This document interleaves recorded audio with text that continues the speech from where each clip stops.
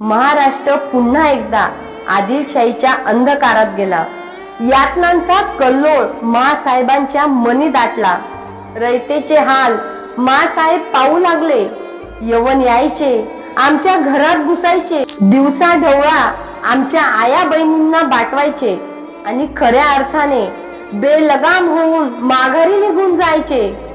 सर्वसामान्य शेतकरी, बळीराजा ज्यांच्या जीवावरती स्वराज्याचं स्वप्न उभं राहणार होतं, पण यवनांची तोडधाड यायची, आमच्या शेतापर्यंत पोहोचायची, घोड्यांच्या टापाखाली शेती बेचिराग करायचे आणि बेलगाम होऊन माघारी निघून जायची।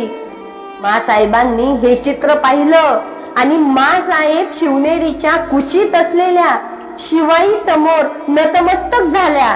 हे अंबिका भवानी, वरदान दे, वरदान दे, उन्मंतरी सिंहासने मज पुत्र दे।